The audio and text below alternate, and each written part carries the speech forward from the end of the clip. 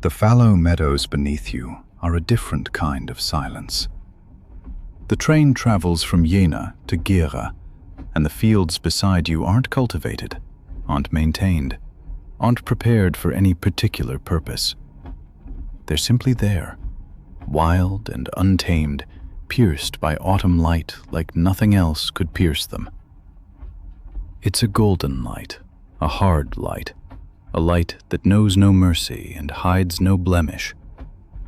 Under this light, the fallow meadows look like the remains of something older, something forgotten. The grasses are tall and dry now, yellow and brown from the first hard frosts of early autumn.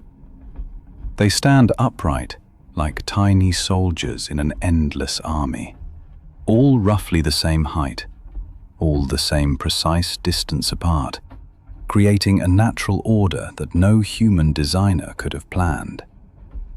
There's a wild rhythm in this apparent disorder, a deeply natural rhythm that wasn't planned by humans, but is simply what happens when nature is left entirely alone, allowed to grow as it will. The train rattles past at considerable speed, and the grasses sway and bend gently in the powerful air current the train creates as it moves. It's as if the train is making the meadow breathe again, as if it's breathing life into it, breathing a temporary animation into something that seems to be missing such vitality in this late season. You lean closer to the window and try to look into the depth of the meadow. There are layers here, depth of field, a three-dimensionality that surprises you. The grasses in the foreground are crystal clear under the autumn light, each single blade visible, each blade casting its own small shadow on the blade beside it. The structure of the meadow becomes visible, its complexity, something you hadn't noticed before. But the deeper you look, the more blurred the image becomes, the less you can distinguish individual blades. The meadow becomes a textured surface, a tapestry of gold and brown and dark grey-green, a landscape in miniature where each color shade means something different. Each variation tells a story. There's something genuinely soothing in this unique perspective, in this subtle blending of near and far, in this intricate mixture of fine detail and broader abstraction. It's precisely like looking at a very fine painting. When you approach it closely, you see the individual brushstrokes clearly. You see the visible artist's work and technique. But when you step back and view it as a whole, you see the complete picture unified. You see the full beauty that emerges organically from the careful combination of all those individual brushstrokes. The meadow is exactly such a painting, a masterpiece drawn continuously by nature itself, by the forces of autumn and the quality of light. Spider webs are everywhere, and each one is covered with frost. These aren't like the silver webs you saw this morning. These are grayish-white, frozen, crystallized. They sparkle under the autumn light like tiny diamonds or pearls someone has scattered across the meadow. It's an impression of abundance, of lavishness, of nature saying that beauty doesn't matter, that beauty is everywhere, even in the smallest things, even at the edges of the meadow, in the spider webs. You try to count how many webs you can see, but the number is too large. It exceeds your ability to count. There are simply too many. The first hoarfrost of the morning still lies on the grasses. It's almost November now, and the nights are cold. This white crystalline coating lies like a thin layer over everything, over each grass blade, over every small leaf, over every small twig still hanging from the wild shrubs. It's like snow, but it isn't snow. It's the breath of autumn that freezes into crystals in the cold. It's the last gift of nature before winter comes and buries everything beneath itself. You notice your breath hitting the window and fogging it. You wipe it away, but a second later it's fogged again. It's as if your body is fighting against the window, trying to stretch out toward the outside, trying to feel the cold air out there. But the window stays firm and hard, and you stay inside, warm and safe, while the world outside is cold and unwelcoming. There's movement in the meadow finally, after all the stillness, after all the silence. A bird, perhaps a raven, perhaps a crow, lands on one of the taller grass tips, and the grass bends under its weight.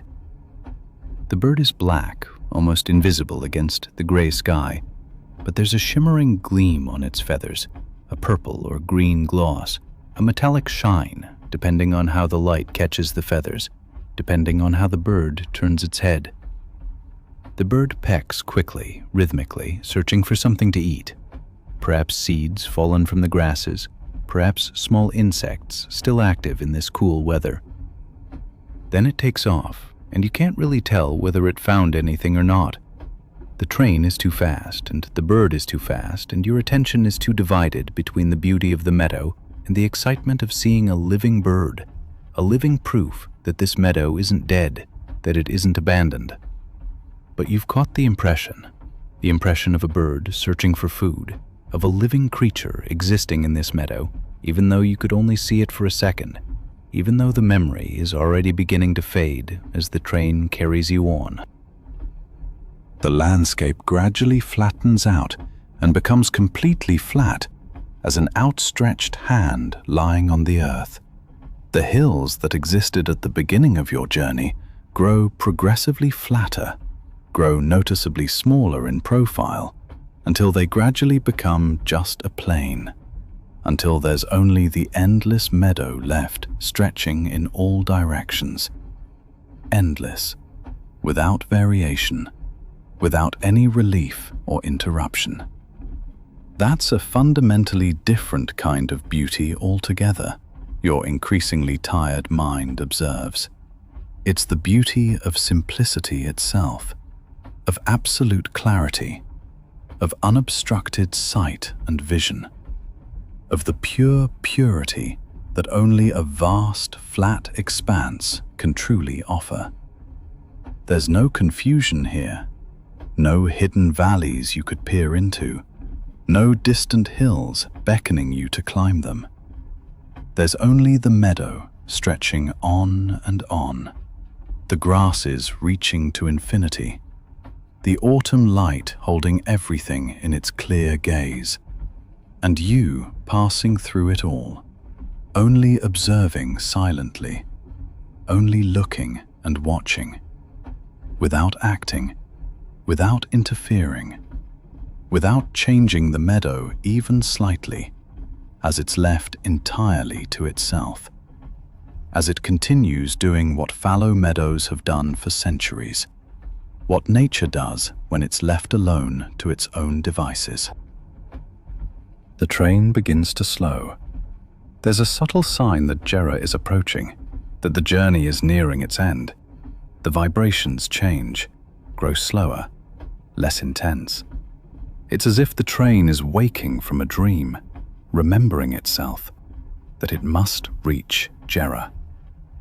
But in this moment between Jenna and Jera, there are still the fallow meadows, the autumn light, the spiderwebs with their hoarfrost, the golden grasses gently swaying in the air current from the train. The sun now stands lower in the sky, lower than at morning, closer to the horizon, closer to evening. The light grows even harder, even colder, even more golden. The shadows grow longer, become lines, become rod-like shapes across the meadow. The grasses cast their shadows on other grasses, and those shadows cast shadows again, until the meadow becomes a complex network of light and darkness, of lighter and darker patches. The fallow meadow becomes a landscape of light and shadow, of gold and black, of contrast and depth, of a complexity your eye can barely follow. It's almost painful, seeing this beauty, this sharpness of autumn light that forgives no fault, that knows no mercy, that leaves no room for ambiguity. And yet, precisely because of this sharpness, it is beautiful. Precisely because the light is hard, because it hides nothing, because it reveals everything. The beauty is real. The beauty is true, incomparable, and pure. Your head grows heavy. The warmth of the carriage, the rhythmic clacking of the wheels, the beauty of the fallow meadows outside, all of it combines into something hypnotic, something that draws you towards sleep. The grasses blur, the spiderwebs become hazy dots, the hoarfrost becomes a memory. The autumn light grows softer, more diffuse, less harsh. The train carries you on, and the fallow meadows slowly say goodbye, disappear behind you as you drift, as your consciousness slowly dissolves into the darkness of sleep.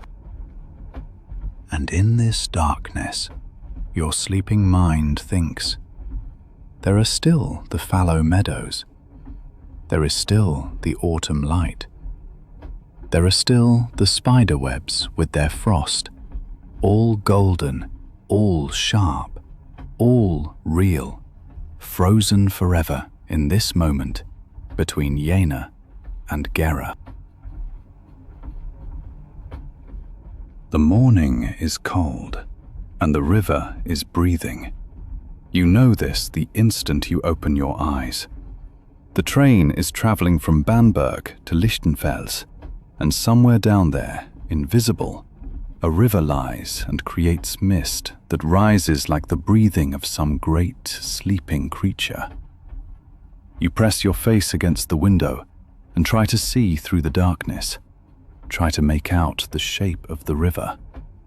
But there's only mist, grey on grey, and within it, the feeling of movement, of life, of something struggling against the cold. The mist isn't uniform. There are layers in it, clouds of fog denser than others, moving like slowly forming shapes. Here and there, a gap through which you can see for a moment, where you catch a glimpse of water, a hint of reflected sky. But the sky itself is grey and diffuse, without character. There's no boundary between sky and mist, only transitions, gradations of grey. The train approaches a bridge, and you know the river lies below, that the train is passing over it now, that in this moment you're suspended above water you cannot see. The bridge vibrates slightly beneath you, differently from the ordinary rails.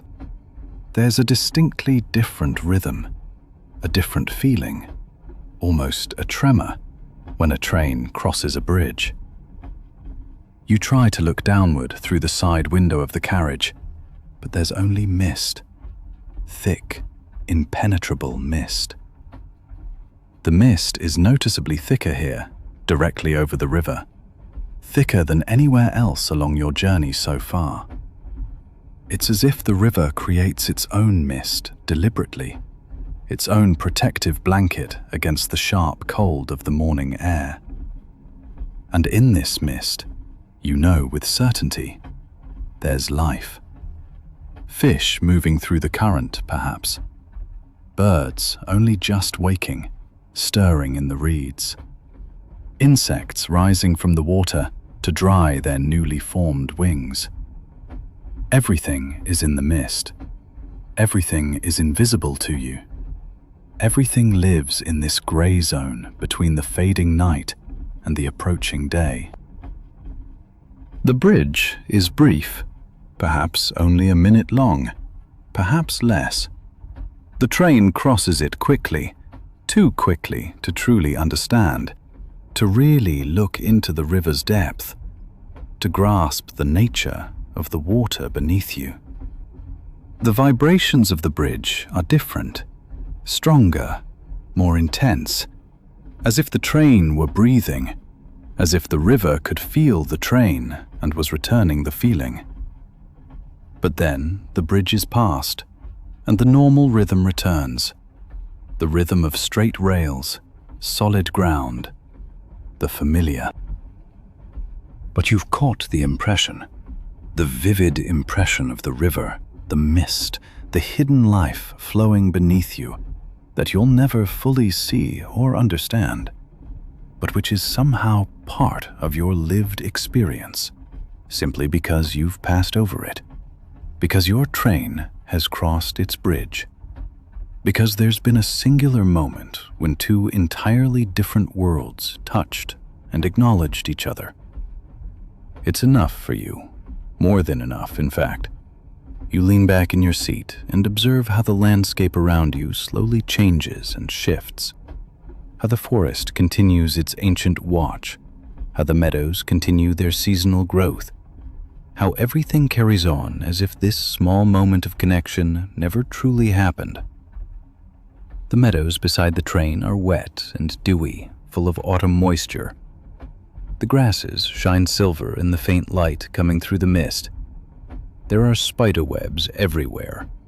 Spiderwebs, each one studded with dewdrops like tiny diamonds, except they're made by living spiders, not by diamond makers.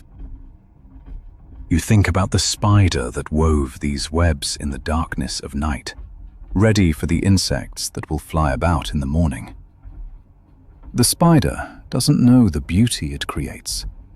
It knows only hunger, necessity, the network. And yet it is beautiful, almost unbearably beautiful. These silver threads with their dewdrops, these tiny works of nature, these branching masterpieces, visible only when the sun hits them at just the right angle. The dewdrops are like tiny lenses breaking and bending the light, decomposing it into its components. It's almost as if each web would show a tiny spectrum of the rainbow if you could get close enough. But the train is too fast, and you're too far away. The beauty remains your secret, your personal discovery. And tomorrow, these webs will be gone, destroyed by wind or sun, or simply by the activities of the world, by butterflies and beetles and birds searching their way to breakfast. The mist began to lift, slowly, imperceptibly. You notice only when suddenly you can see further into the landscape, when the grey walls of the mist begin to open, to show gaps. The first thing you see is a forest, dark green and solid, like a protective wall against the uncertainties of morning. The forest is quiet. No bird sings, or if one does, you can't hear it over the sound of the train. The forest is simply there, ancient and silent, an observer like you. The sun begins to appear, not directly, but as a brightening of the eastern sky, a gradual increase in the light that fills everything. It's not direct sunlight yet, not at all. It's diffuse light, the same light the moon throws down, except it's daytime. The mist grows brighter, not more transparent, but brighter. It becomes almost white, almost luminous. The river below is still invisible, but the fact of its existence feels closer now, more real. You can almost hear the water if you concentrate, though you're probably only hearing the sound of the wheels, the sound of the train replacing the sound of water, the sound of mechanics replacing the sound of life. The bridge grows smaller behind you, becoming a detail that quickly sinks into the past. The river disappears from your awareness, but not from your thoughts. The memory of the mist remains, the feeling of mystery, of the invisible, of life existing in the gray zone, flowing somewhere beneath you without your being able to see it, without your being able to fully understand it. There's comfort in this feeling, your tired mind thinks, as heaviness settles over your eyes, as the warmth of the train draws you into a state between waking and sleeping. There's comfort in the fact that not everything can be seen, that not everything must be understood, that it's all right to simply pass by, to gather fleeting impressions, to hear the echoes of a bridge, to feel the sense of a river beneath you, and then simply move on to discover the next mystery. The morning grows steadily brighter, unstoppably, inevitably, relentlessly advancing. The sun climbs higher beyond the horizon, though you still can't see it directly, though it stubbornly refuses to show itself to you, remaining mysterious, just like the things it is busy illuminating. The light grows noticeably warmer, less grey and cold, more gold, more yellow, more orange at the eastern edges. The mist retreats gradually, retiring into the deeper valleys, into the low places where it's coldest and safest, where the water still steams and rises, still breathes gently, still lives in its ancient mystery. The meadows appear to grow greener, not actually greener, but less wet and dewy, less silver and shimmering, less magical and dreamlike, and more like the ordinary reality the train passes through day after day. The world becomes more normal, more ordinary, less mysterious. There's something lost in this transition, something sad in the way the beauty of morning passes into the ordinariness of day. That's the price of light, you think, as your eyes grow heavier. Light solves the mystery. It makes the world understandable, graspable, manageable. But it also takes away the magic. It takes away the possibility that the mist holds, the infinity of the invisible. With the mist, you could be anything, see anything, think anything. With light, you become yourself again, limited again, real again. You almost wish the mist would come back, that the bridge would come again, that you'd be given a chance to look longer, to understand more deeply. But the train travels on toward Lichtenfels, and morning becomes midday, and the adventure of the river mist becomes memory, becomes dream. Your head nods forward, your eyes fall closed. The rhythm of the train slows, or at least your perception of it does. The mist, the real mist, not the dream mist, but the real one that surrounded you just moments ago, appears now only in the darker regions of your closing consciousness. The river flows silently and continuously beneath the bridge, invisible to your eyes, unheard by your ears, but undeniably there, present, real. And you sleep deeply while the train carries you forward. Over hidden rivers, through lingering mist, past the growing morning light, the feeling of mystery still remaining with you, still warm and comforting, like the blanket you've drawn over yourself.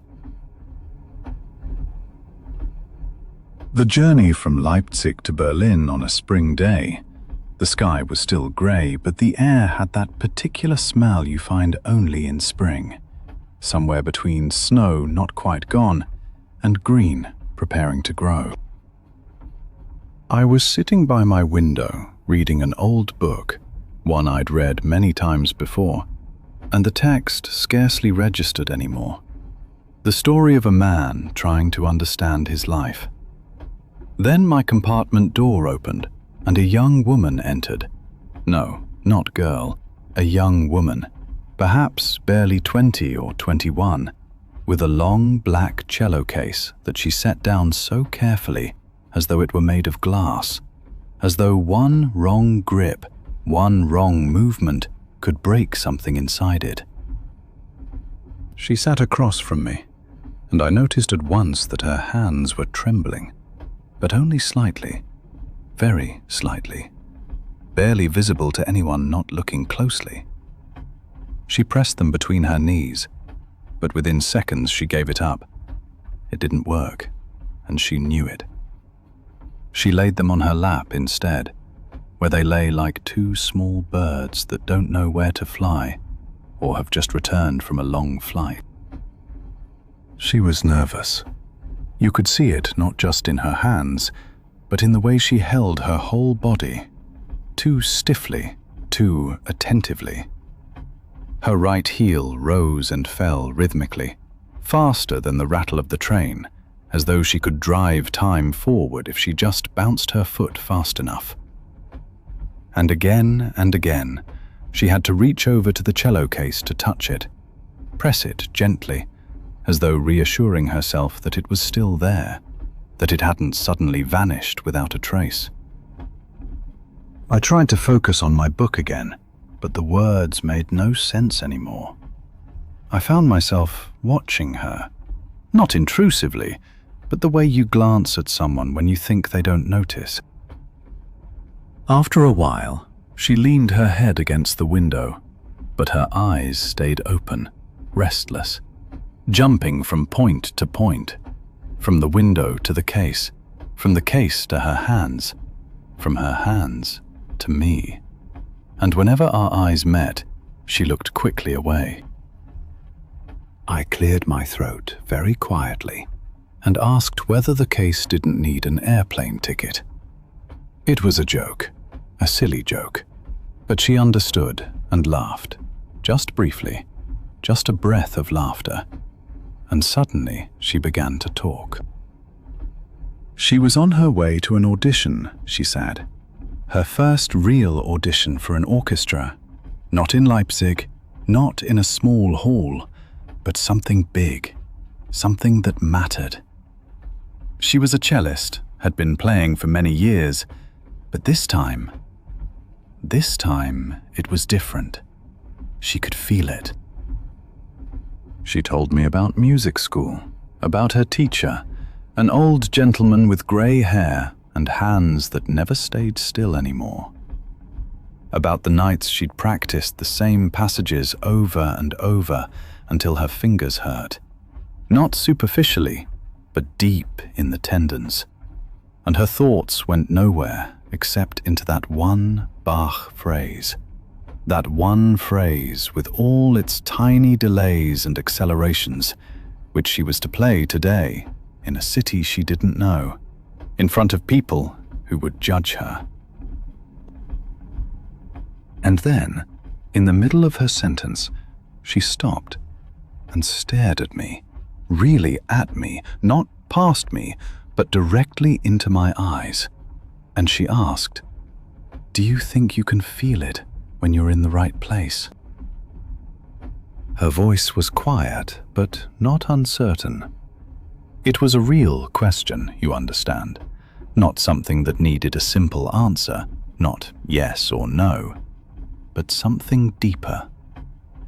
I opened my mouth, but no words came. How was I to answer? I don't know her. I know nothing about her except that she's traveling to Berlin with a cello, and that her question hung in the silence of the compartment, like smoke you can't remove from the air. She didn't wait for my answer. She leaned back again, and her heel rose and fell again, faster now than before. Her hand wandered once more to the case. She murmured something to herself, something in German or perhaps a Bach phrase I couldn't quite understand. The train traveled on, and the landscape grew greener.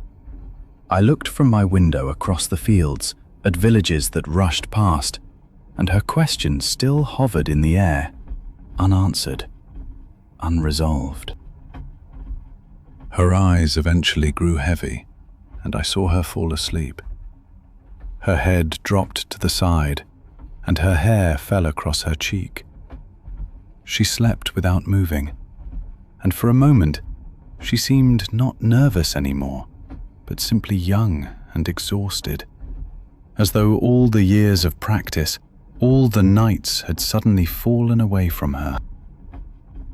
I looked at her and thought about her question. Do you think you can feel it when you're in the right place? The answer didn't come to me. Perhaps there isn't one. Or perhaps the answer is so personal that each person must find it themselves, in silence, in the moment when it matters. I wanted to help her, wanted to tell her that the answer lies within her, in the cello, in her hands. But it wasn't my place to answer. The question was hers alone. I fell asleep myself, my book still in my hand, and when I woke, we were nearly in Berlin. She was gone. Only her seat remained, and the finest cloud of something that smelled of tree resin, of rosin, of all those hours her fingers had pressed on strings. Her question stayed with me, unanswered, and I carried it like a small stone in my pocket, which I took out from time to time and examined, without knowing where it belonged. I've told you before that I've always had an eye for the women of the Berchtesgaden area who drive the cattle down from the high pastures in autumn. You're sitting in your compartment today, the route from Berchtesgaden to Freilassing gliding past like a lazy dream. And I want to tell you about one I met many years ago, a dairymaid with a sun-weathered face and a voice like alpine wind. It was mid-September when I first saw her.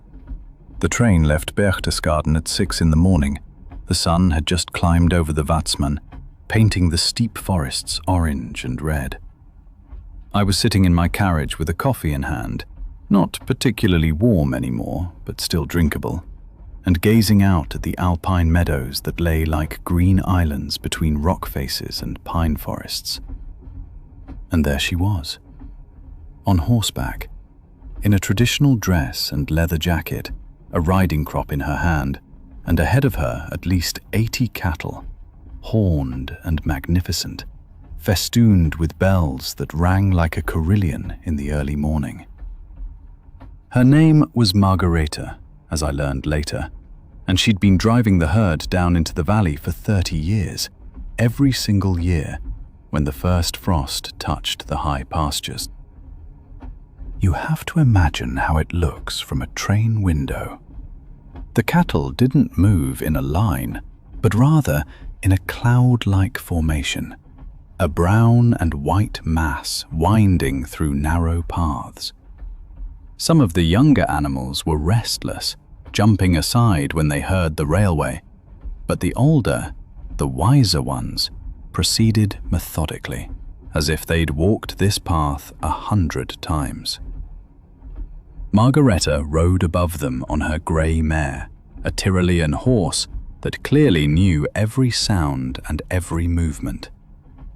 She wore a red ribbon in her hair, and when the wind blew the right way, I saw that she was singing, not loudly, but intently, as if it were part of the work itself. And the cattle, you see, that was the remarkable thing. Each one wore flowers around its horns and around its neck. Carnations, asters, chrysanthemums in red and yellow, Also withered maple leaves that were already beginning to turn in that September. The bells around their necks weren't all the same. Some were large as melons, others tiny as little handbells, and together they made a symphony when the herd moved. Margareta had fastened all those flowers herself, as I learned later. She'd taken time to stay with each animal, to arrange the flower carefully, to stroke each one, to calm it. These weren't simply cattle destined for the valley. They were her animals, ones she'd tended on the Alp all summer long. The Alpine descent is something like a sacred act for these people. Not like us, where we simply travel from A to B and the train runs on schedule. No, each cow has a name, a personality, a story. Margareta knew every animal, knew which ones were temperamental, which were shy, which walked with a limp and therefore had to go near the front so they wouldn't fall behind. While I watched from my window, I saw her take one of the cattle, a dappled, larger cow, to the side when the herd had to descend a steep slope. She stroked the animal, spoke soothingly to it, and the cow then followed the others, calmly. The landscape we were passing through was so autumnal that it almost hurt. The larches had already turned golden, those delicate, pale green larches that in autumn shed their needles like no other tree. On the slopes where the sun couldn't reach, the first snow already lay, thin and fragile, like powdered sugar on a cake. And everywhere in the villages we passed, Stangas, Bad Reichenhall, all those small places, everywhere you could see the wood fires in the chimneys, white columns of smoke rising vertically into the clear, cold air. It smells like autumn, like the end of the alpine season, like the return to houses, to warm rooms. Margareta was certainly 60, perhaps already in her 70s, but she sat on her horse as if she had roots there. Her face was deeply tanned, not the summer sun brown, but that deep, thoroughly weathered color of someone who'd spent her whole life outdoors. Her hands, as I saw them later, well, I'll come to that, were rough as tree bark, scarred white because she worked with the animals every day, with ropes, with leather, with the raw force of the earth. But her eyes were gentle, gray-green like alpine water, and when she looked at her cattle, there was such affection in them that you understood this was her life, and it was enough. The train didn't lose much speed. We were on a proper railway line after all, not a country path. But I noticed the conductor pass my window and look out too. Even she, who'd certainly traveled this route 100 times, stopped and looked. The alpine descent isn't simply work, it's a ceremony, a ritual that shows these mountain people still breathe with the seasons, aren't entirely dependent yet on trains and machines. There's still another way of living, and Margareta was living proof of it.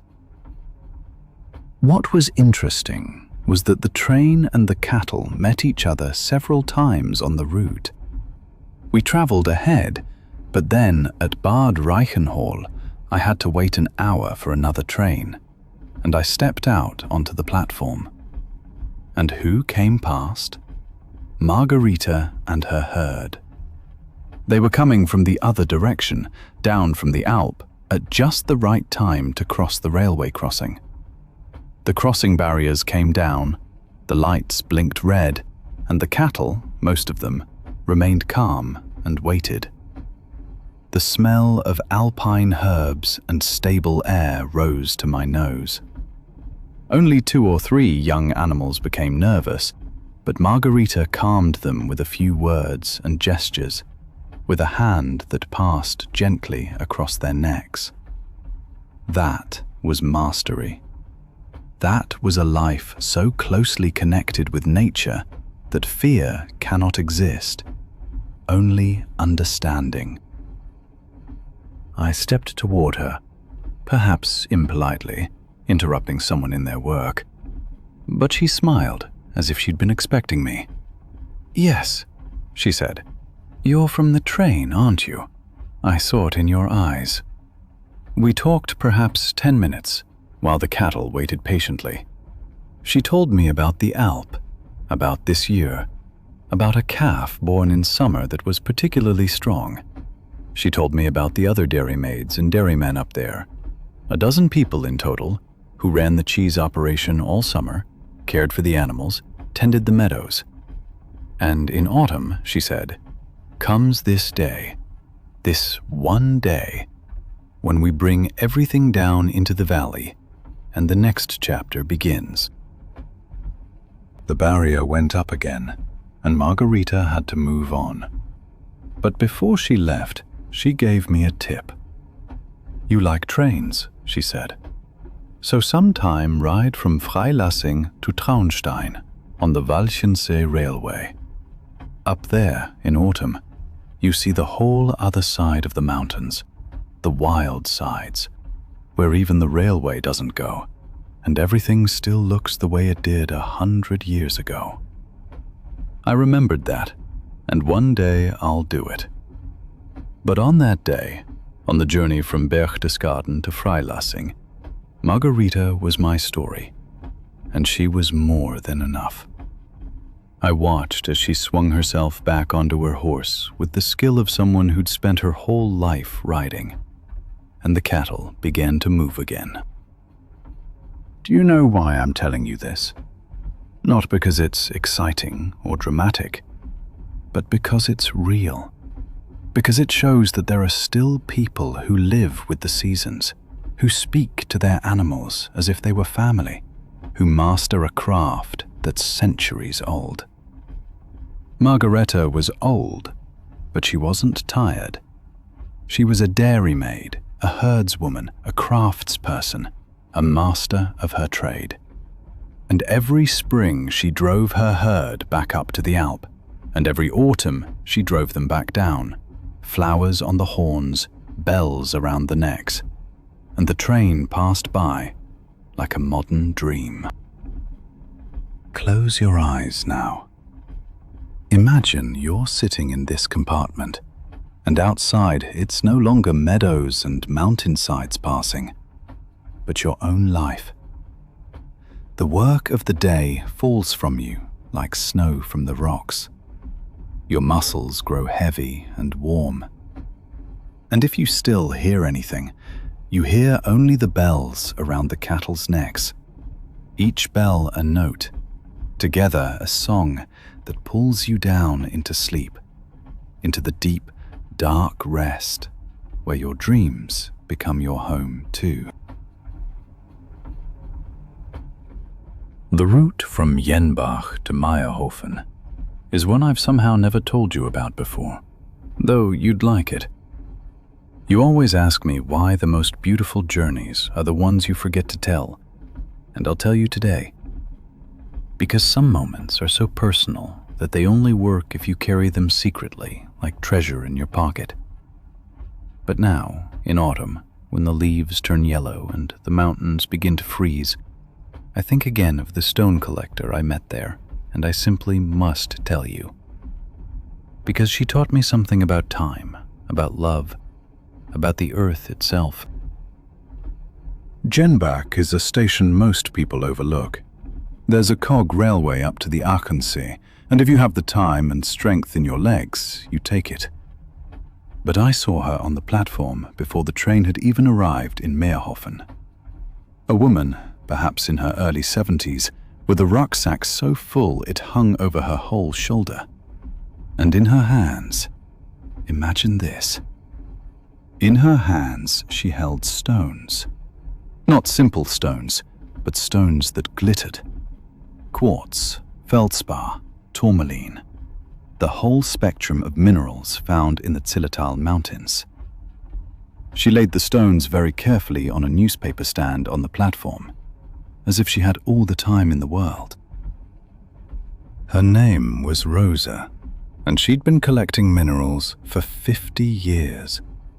In autumn, she told me later, I get on all the trains and collect stones for the big Minerals and Crystals exhibition in Meerhofen that happens in November.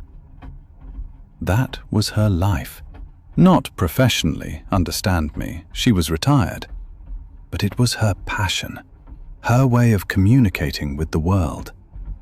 She'd observed and tended every formation, every layer, every deposit in the mountains for decades.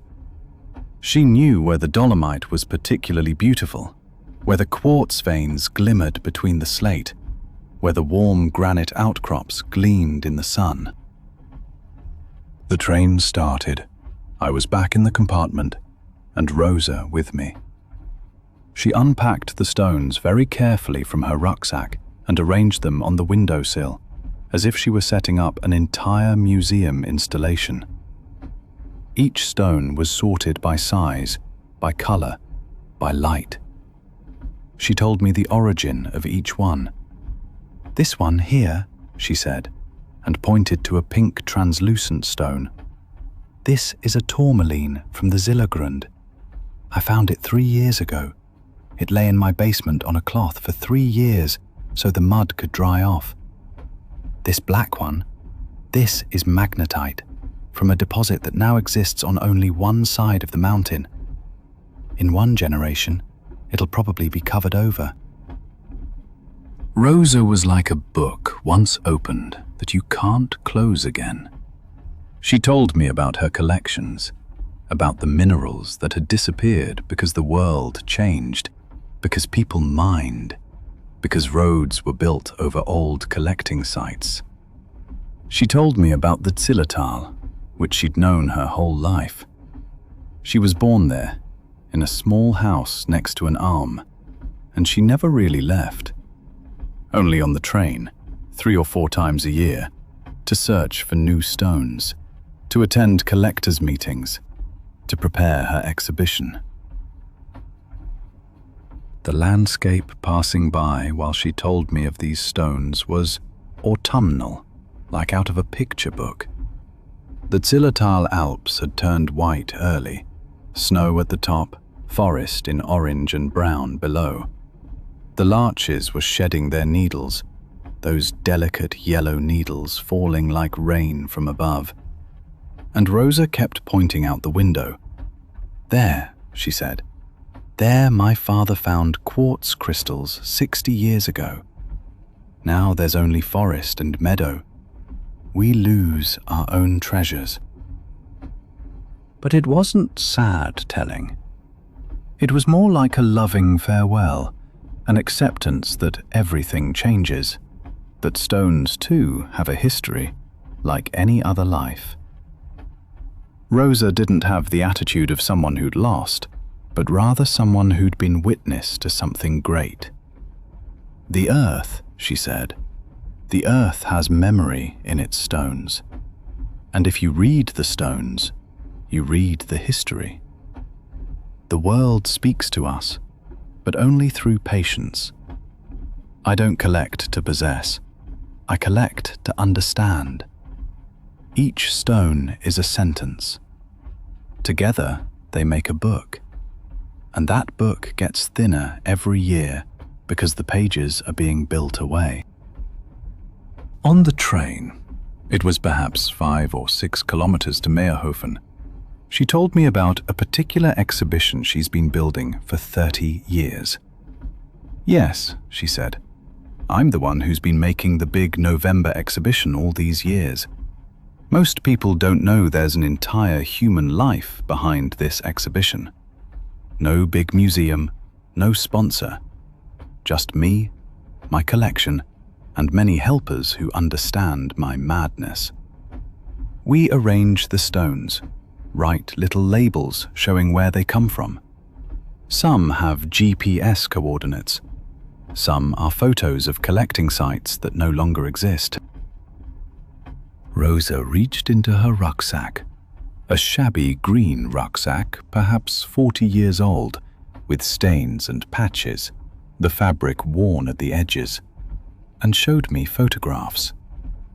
Black and white images of mountainsides, with arrows in ink showing where the stones came from, and color photos, more recent, of the same mountainsides, all changed, all modernized. She almost smelled those photos, as if she'd touched them 1,000,000 times. "This forest path," she said, pointing to an old image, "doesn't exist anymore. There's a road now. Cars drive over places I know. And this one here, this was a small cave where I searched for crystals with my husband by moonlight with battery lamps. It was blasted away for a building project, a ski slope or something. I don't even know exactly." The train slowed. We were approaching Meerhofen, and Rosa packed her stones away again. But she didn't do this carelessly. She wrapped each stone in soft cloth. She counted them off. She checked her rucksack pockets. These were her treasures, not in the sense of money. Mineral collectors don't make money from it. But treasures in another sense. Treasures as proof it existed. Treasures as memory. Before she stepped out, and that was the most beautiful moment of that whole journey, she turned to me and said, "Thank you for listening to me. Really.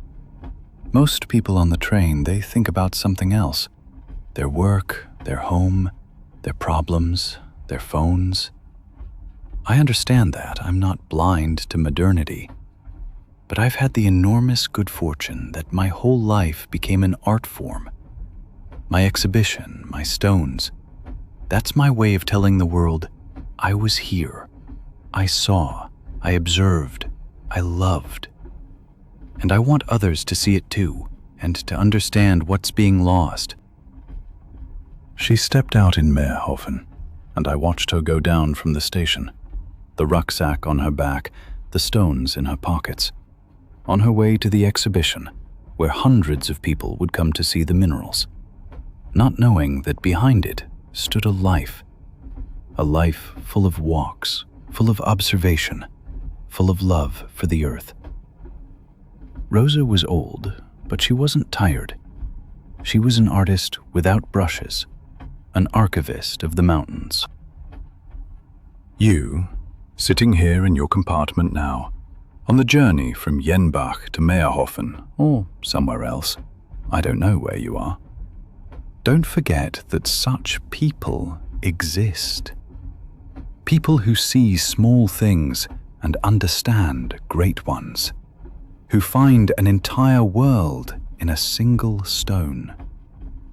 If you feel tired, if the world is too fast, imagine you have time. Time to observe, time to collect, time to understand that every small substance beneath your feet has a story. Close your eyes. Imagine you're with me on the train, and outside the Zillertal Mountains pass, golden and white, autumnal and wild. You smell the forest, you feel the freshness of the air, and in your hands you hold a stone. Not a real one, but one from a dream, one from 1,000 years of memory. The train's wheels rock you back and forth like a cradle, and you fall asleep while Rosa builds her exhibition, stone by stone, memory by memory. And so we traveled on, the train and I and the few other passengers sitting with me in the compartment, or in the compartments nearby, each in our own small corner of the world, each on our own way into sleep.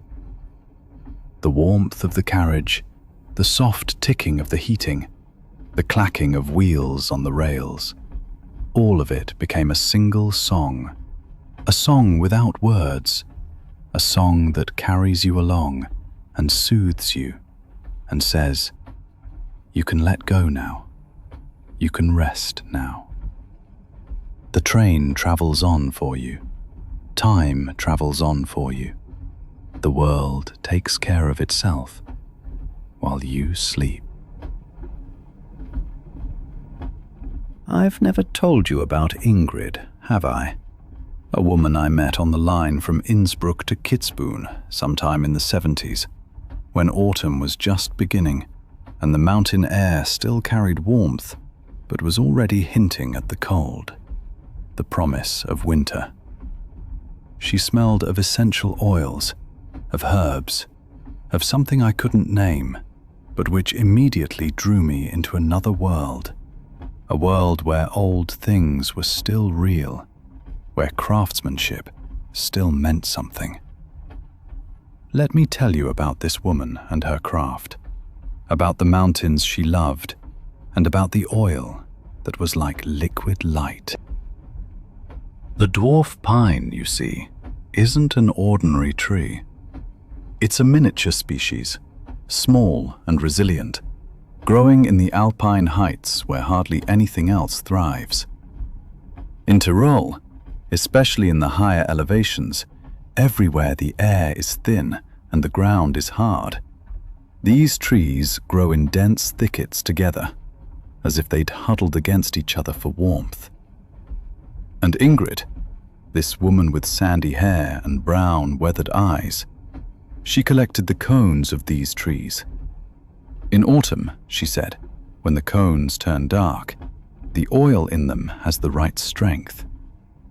This isn't simply collecting, it's science, tradition, and craftsmanship all in one. I first saw her on the platform in Innsbruck, with baskets, large woven baskets of pale straw, full of dark brown cones. She wore a simple linen dress, green, with an apron over it, and her arms were red, from the sun or from the sharp needles of the pine, I didn't know. She was helping a man load the baskets into the luggage rack, and when I spoke to her, quite impolitely, I know, she smiled and said, "You're from the trains, yes? I have an eye for such things. Come, sit down. I'll tell you something." The train pulled away, and Ingrid set to work. She opened her bag, also linen, worn and lovingly mended, and showed me a small bottle. Inside was an oil, as clear as water, but with a scent that opened my nostrils, and at the same time, quickened my heart. "This is dwarf pine distillate from this summer," she said. "Not the kind I sell. That's for pharmacies and hotels. That's more commercial. But this is for the exhibition in Kitzbühel. This is craftsmanship. This is 50-year-old tradition." Ingrid told me about her mother, who was also a distiller, and her mother's mother, and so on, perhaps 6 generations back. The family had been in Tyrol, on the side of the Ötztal Mountains, and there they operated a small distillery. Not large, not mechanized. It's still handmade today. You can't just take a motor and put the cones in and get oil out, she said. It doesn't work that way. It needs heat, the right heat, steam, time, patience. It also needs love. She described the process with a devotion that showed me this wasn't merely work. This was a calling. "You gather the cones at the right time," she said. "You can't take them too early, not too late. There's a window, perhaps 2 weeks, 3 weeks, when the ripeness is exactly right. Then you carry them home. You spread them on cloths. You let them dry, but not in the sun. No, that's wrong. But in a dark, cool place where air circulates. It's like raising a child. You have to be careful." The landscape outside the train was spectacular. We were traveling down through the Zillertal, and everywhere you saw the larches, these fine, beautiful larches, changing their colors, from green to gold to brown, in a symphony of autumn. And everywhere, on the higher slopes, you saw the dark thickets of dwarf pine. Ingrid pointed outside. "There," she said. "There, up there. I was there last week. I spent 3 days up there, with my basket, with my knife, with my hands. I collected 18 kilos of cones. For that, I'll get maybe 2 liters of oil." 2 liters? I asked her in disbelief, and she laughed, but not mockingly, more resignedly, lovingly, as if she'd had to explain this 1,000 times. "Yes," she said, 2 liters from 18 kilos. That's the ratio. That's why you don't get rich with this craft, why the young people leave for the cities, why these arts die. "But haven't you become richer in another sense?" I asked, and I was curious, truly curious. And she looked at me, and her eyes grew soft, and she said, "Oh God, that's the best question anyone's ever asked me." She then told me of the years in the mountains, of the freshness of the air like knives through the lungs, of the wildflowers growing everywhere in the colors of the sun itself, of the chamois that sometimes looked down on her from the highest rock faces as if checking whether she could be trusted. She also told of the other collectors who went up, but with quite different intentions. Chemicals, she said, chemicals everywhere. Insecticides on the fields below, plastic nets to protect the plants. But from what? From nature? I don't understand it. Nature doesn't need nets. It needs time, patience, respect, the human hand that knows how to take without destroying. But people, they want faster, stronger, bigger. And in doing so, they lose something important. The connection. The love. The distillation itself, she then told me, is almost medical, almost religious. You put the cones in a large pot. She used a copper pot, hand-hammered, 100 years old, dark brown from centuries of use. And you add water. But this is no ordinary water. This is spring water, from a place high in the mountain that only she knew, that her grandmother had shown her.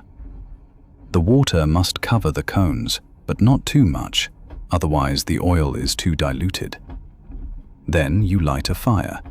Not too hot, no, that would be catastrophic. And you wait while the copper pot slowly warms, while steam rises, while the essential oils mix with the water vapor, while the whole air smells like the mountain itself, like home. You wait. It takes hours, perhaps 6, 7 hours. You can't leave. You must stay with the pot, must watch, must be part of the process. "What do you do all that time?" I asked. And Ingrid smiled, as if I'd asked what she did while breathing. "I sing," she said. "I sing alpine songs, songs my mother taught me, songs that are older than this distillery. I sing, and I hear the steam, and I smell the oils, and I'm not alone. The mountain is with me. The tradition is with me. The generations before me, they're all in the room, in the steam." Towards the end of the journey, we were already near Kitzbühel, the mountains becoming steeper, wilder. I asked her if she still does the exhibition, the craftsmanship exhibition. Yes, she said, every year. I exhibit not primarily to sell, though I do that too, but to show that there are still people who haven't forgotten, people who respect the mountains, people who don't give up the right things, the important things. She gave me a small bottle before she stepped out. I still try to smell it sometimes, after all these years. The scent was so intense, so pure, that it almost hurt. This is a gift, she said. This is from 1973. It was distilled 3 years ago. It only gets better with time. Like people, she hopes. Like people, if they're lucky, if they don't give up too soon. Close your eyes now and forget time, burden, haste.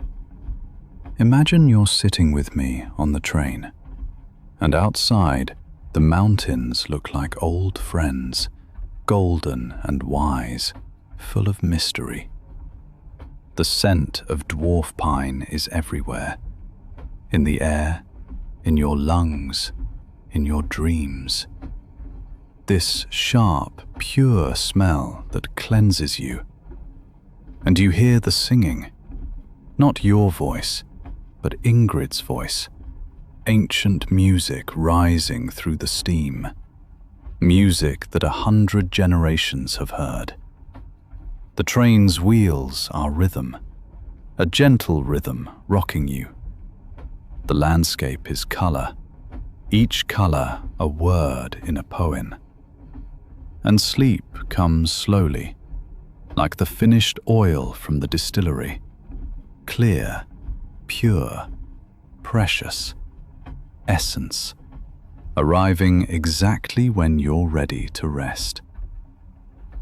And somewhere in this dark landscape, I thought still, other people are sleeping now in their beds, in their houses, and the moon looks down on them, and the moon looks down on us, and everything is in its place.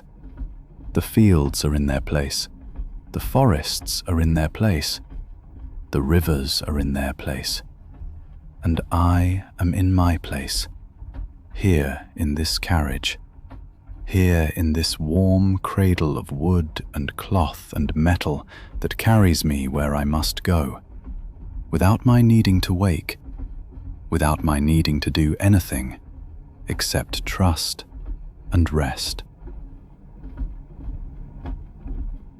The journey from Visp to Brigg isn't long, perhaps 20-30 kilometers. But in those few minutes, I met a woman who completely changed my understanding of what craft means. Her name was Ursula, and she was a walker. Not in the modern sense, where people walk for fitness, but in the old, true sense of the word. She walked wool. In a fulling mill that barely exists anymore. I saw her on the platform in Visp, and the first thing I noticed was the smell. A smell of damp wool, of alkalis, of something earthy I couldn't immediately identify. She was a small woman, perhaps over 70, with silver hair plaited in 2 thick braids, and her hands, God, her hands, were red-stained from the work, from generations of lye and water. She wore a linen dress that seemed itself to be made of hand-woven wool, and when I spoke to her, she smiled as if she'd been expecting me. Ursula wasn't just a walker, but she was the walker of the region. There was, in a side valley of Wallace, an old fulling mill that had belonged to the Waller family for 150 years. Her grandfather had built it, her father ran it, and now, she said with a mixture of pride and sadness, I run it alone. That is craft, that is tradition, but it's also loneliness. Because nobody wants this work anymore, this old work. The young, they leave. She showed me her hands while the train was moving, and she told of the work her hands began fresh every year. The process was complex, more beautiful and brutal than I'd ever imagined. You start with raw wool, she said. Raw wool, as it comes from the sheep. It's dirty, full of oil, full of things that shouldn't be there. But in that dirt there is strength. There are the fibers, the life of the wool. You have to respect it. The fulling mill works with water, she said. With water power, a force older than electricity. Falling water from the mountains, clear water, cold as ice, full of minerals. The water drives huge wooden rollers, massive rollers with a special shape, rounded on top, flat on bottom. The wool is placed in a basin that holds hot lye, soap, ash, natural materials, nothing chemical. Then the wool is placed under those rollers, and the rollers lift and fall, beating the wool, day after day, sometimes for several days. The rhythm is hypnotic, constant, like a heartbeat. Each blow compacts the fibers, felts them, transforms them into a new cloth, denser, warmer, more durable. What was interesting, what was almost poetic, was that Ursula didn't just describe this process technically, but as a kind of dialogue with a living material. The wool speaks to you, she said. Not in words, understand me, not like people talk, but through its reaction to the water, to the rollers, to time. It changes, and if you're awake, if you're watching, you understand that change. You learn how fast the rollers should go, how long the wool should stay in the lye, when the temperature is right, when it starts transforming from raw fiber to fine cloth. And if you have experience, decades of experience, 50 years perhaps, then you know without measuring, without thermometers, without clocks, you become part of the process. The mill and you, the wool and you work together like dancers who know the same rhythm. The landscape gliding past while she spoke was the Wallace in autumn, spectacular and wild and unforgettable. The mountainsides were steep, almost vertical, with larches beginning to lose their golden colors, shedding needles like golden rain. On the highest peaks, snow already lay white and unwelcoming, a warning to all who lived down here that winter was coming. And everywhere you saw small villages, houses with smoking chimneys, small people working, small cultures clinging to their traditional arts like to life rafts. These villages, said Ursula, these are the hearts. The cities, they're the brains. But without a heart, the brain dies. The soul dies. The wool I wash comes from sheep in these mountains. The shepherds, they're my family. She told me of a particular piece of wool she'd just finished, a large order from a famous hotel in Zermatt that wanted traditional Wallace wool for their beds, real wool for modern guests who'd almost forgotten what real feels like. 2 years, she said, it took to put that together. 2 years. That's not exaggeration. That's reality when you work the old way, the right way. 2 years to find the right shepherds, to speak with them, to identify the right sheep. Not all sheep give the same quality of wool, you know. To collect the wool at the right time, at the right moment in the year, to wash it, to dry it, to treat it in the mill, with the rollers, with water from the mountains, until the wool was perfect. Not too hard, not too soft, but exactly right. 2 years.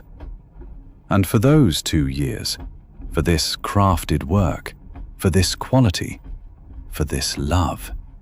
They'll pay, well, not very much. Just enough to keep the mill running, to pay for water, to repair the wooden rollers if needed, to survive the next year. There was no bitterness in her voice, but a kind of wise acceptance, a resignation that was also joy. That's life when you love a craft the world has forgotten. You know you won't get rich. You know the young will leave. You know the tradition will probably die with you. But there's a deep peace in that, she said. A deep contentment that you can't buy with money. That comes from knowing you make something real. Something that's substantial, that endures. Something people need, even if they don't know it. We were almost in Brig. The mountains turned grayer, harsher. The air grew colder. The train slowed, and Ursula gathered her things with slow, deliberate movements. But before she stepped out, she gave me something. A piece of wool. A square from the wool she'd just finished. A sample for the hotel. It was so dense, so compact, that you could barely tear it. So warm that it radiated heat like a living stone. I understood immediately why people used to live on this quality, why they loved it. You can't fake that with machines, she said, her voice growing quieter, wiser. That comes from patience. That comes from love. That comes from the mountains, from water that needs no chemistry, from the life of the sheep I know, and from my hands, red hands, in this old mill, where my grandfather stood, and his grandfather, and perhaps only me.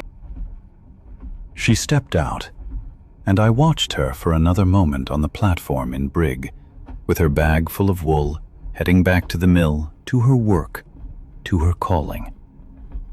The last thing I saw of her was her silver hair glowing in the light of the setting sun like a crown, and the gesture of her hand waving, a slow, wise gesture, as if she'd already said goodbye to this modern world, to this fast time that she didn't understand and didn't want to understand. But she was content. I saw that. Close your eyes now. Imagine you're sitting with me on this train between Visp and Brig, and outside the last leaves of the larches fall like rain of gold. The smell of wool and water is everywhere, not unpleasant, but loving, the essence of craft.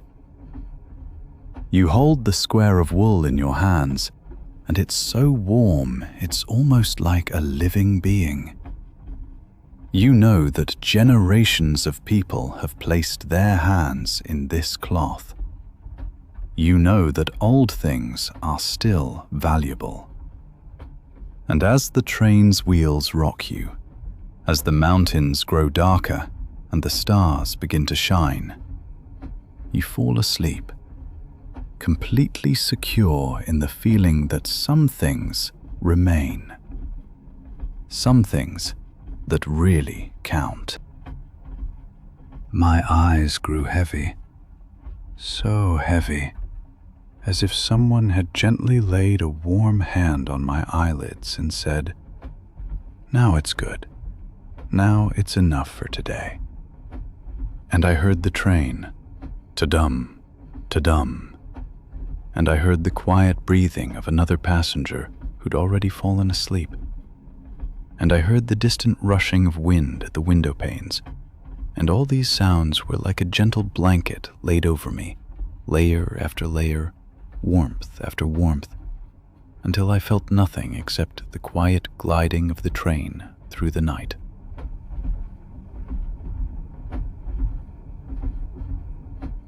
It was October, the time of Edelbrand distillation, when I met her.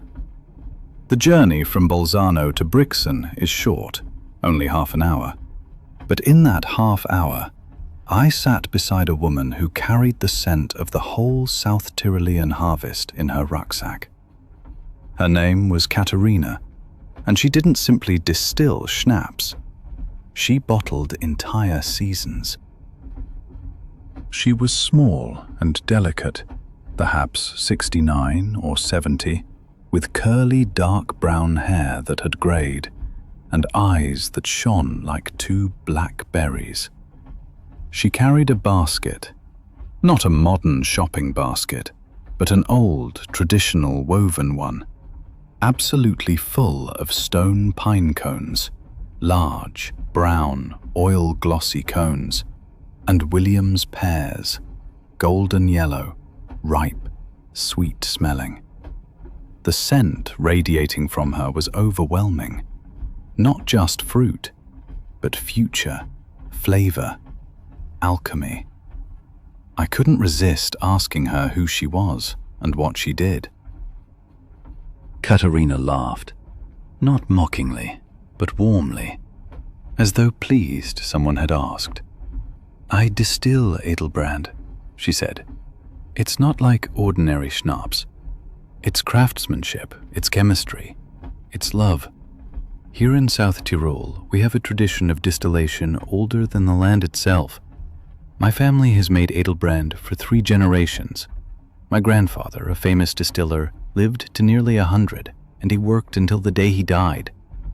This isn't a job, it's a life."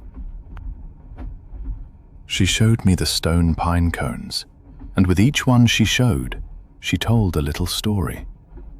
"This cone here," she said, "comes from the north side of the Geisler, at 3,000 meters elevation. Only the finest stone pine grows up there, where the air is thin and the sun is sharp. The cones develop more oils when they ripen at that height.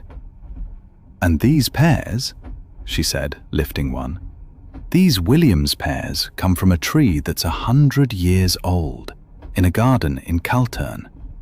I know the gardener, we're friends, and he keeps the best pears for me." The process she described was poetic. You peel the pear, and that's already an art, because you must keep the skin. The aroma lives in the skin. And you place it in a glass vessel with high-proof alcohol, grape schnapps, very clear, very pure. The vessel sits in a dark cellar at a precise temperature, and the pear gives its aroma to the alcohol. That takes weeks, sometimes months. Then you do the distillation process. That's traditionally done in a large copper pot over an open fire, using the water bath method. The vapors rise and are cooled, and then the essence comes out. She smelled of pears, and something even older, of wood, of time, of the past, of decades in a dark cellar. Her hands, as she showed me the fruit, were gentle but also strong, perhaps trembling slightly with age. The hands of someone who'd worked physically her whole life, for the craft, for tradition. "It's not just the distilling," she said. "It's also intuition. You must know, not with your head, but here," she said, pointing to her heart, "when the distillation is right. You don't simply distill to the end like dumb machines. You make fractions. The first fraction, it's too strong, too aggressive, too much alcohol, too sharp. The last fraction, it's too weak, too thin, too watered down. You collect only the middle, only the middle. That's the golden fraction, the heart of the distillate, the true gift of the fruit." The train route from Bolzano to Brixen is magnificent. We traveled through the Isaac Valley, and the mountains were spectacular.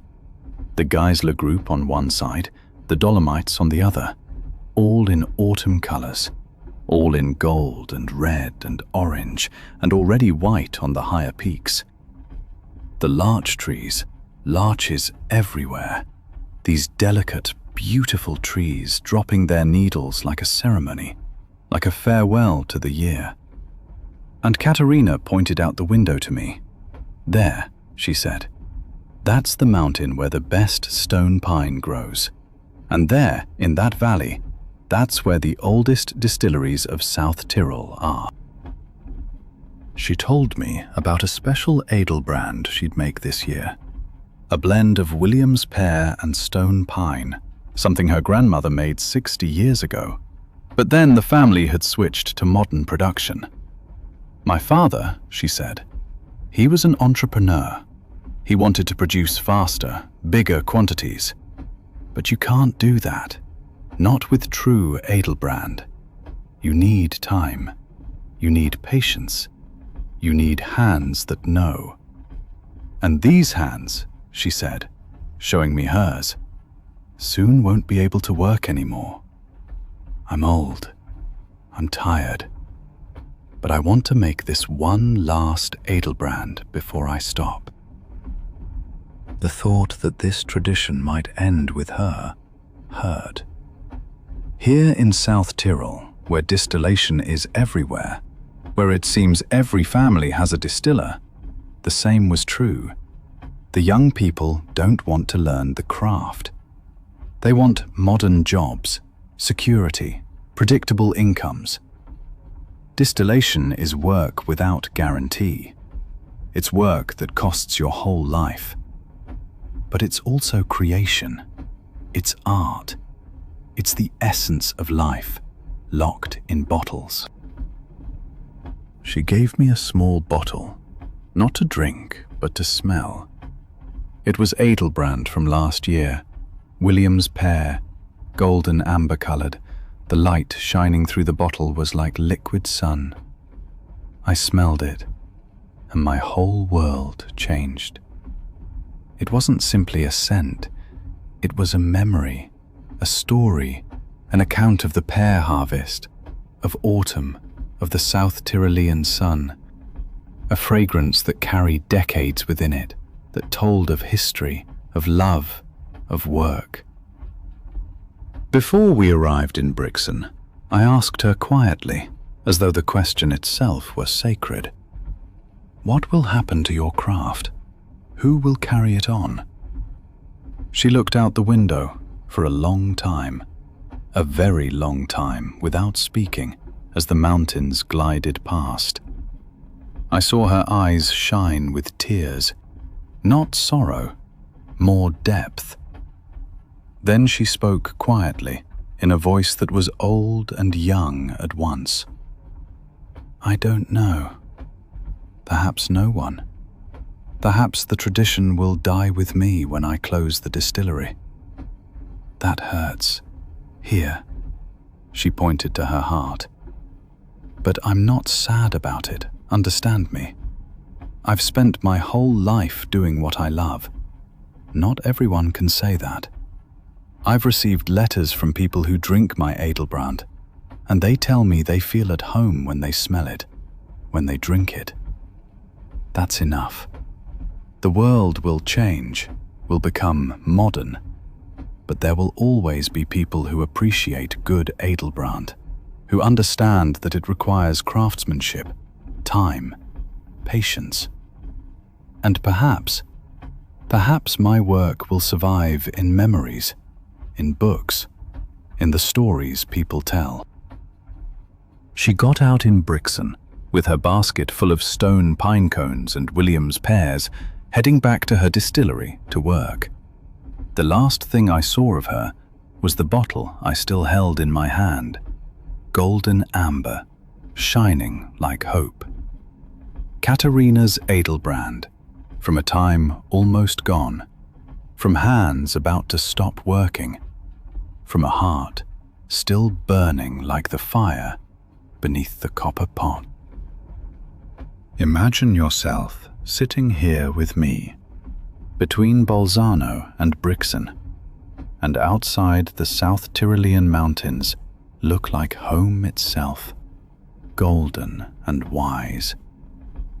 The scent of William's pear and stone pine fills the air, not overwhelming, but gentle, sweet, intoxicating.